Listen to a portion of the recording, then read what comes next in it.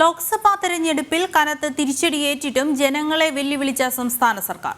അധിക നികുതി മുതൽ വൈദ്യുതി നിരക്ക് വർധന വരെയായി ജനങ്ങളെ കൊള്ളയടിക്കുകയാണ് സർക്കാർ. ഉപതെരഞ്ഞെടുപ്പുകൾക്ക് പിന്നാലെ സപ്ലൈകോ ഉൽപ്പന്നങ്ങൾക്കും വില വർദ്ധിപ്പിച്ചിരുന്നു. ഉപ്പ് തൊട്ട് കർപ്പൂരം വരെ എല്ലാത്തിനും വിപണിയിൽ പൊള്ളുന്ന വില. അധിക നികുതി ഭാരവും സർക്കാരിന്റെ തലതിരിഞ്ഞ നയങ്ങളുമെല്ലാം ജനങ്ങളെ കൂടുതൽ പ്രതിസന്ധിയിലാക്കുന്നതിനിടെയാണ് വീണ്ടും ഇരുട്ടടിയായി വൈദ്യുതി നിരക്ക് വർധനവെത്തുന്നത്. കാത്തിരുന്ന ഉപതെരഞ്ഞെടുപ്പുകൾ അവസാനിച്ചതോടെയാണ് നിരക്ക് വർധനവിന്റെ വാൾ വീണ്ടും സർക്കാർ ജനങ്ങളുടെ അടുത്ത ഏപ്രിലോടെ യൂണിറ്റിന് 28 പൈസയുടെ വർധനവാണ് KECB ആകെ ഏർപ്പെടുത്തുന്നത്. അതായത് ശരാശരി 200 യൂണിറ്റിന് ഉപയോഗിക്കുന്ന കുടുംബത്തിന് ബില്ലിൽ 56 രൂപയുടെ വർധനവ്. ക്രിസ്മസ് സമ്മാനമായി സപ്ലൈകോയിൽ 4 ഇനം സാധനങ്ങൾക്ക് കൂടി സർക്കാർ വില വർദ്ധിപ്പിച്ചിരുന്നു.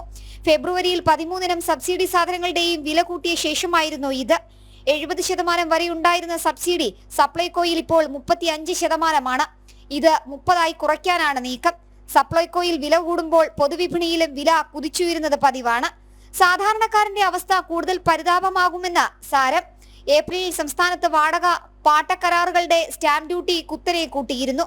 മുദ്രപത്രങ്ങളുടെ വിലയും കെട്ടിട നികുതിയും വർദ്ധിപ്പിച്ചു. വാട്ടർ അതോറിറ്റി വെള്ളക്കരവും മീറ്റർ മാറ്റുന്നതിനുള്ള നിരക്ക് ഉയർത്തിയതും ഈ വർഷമാണ്.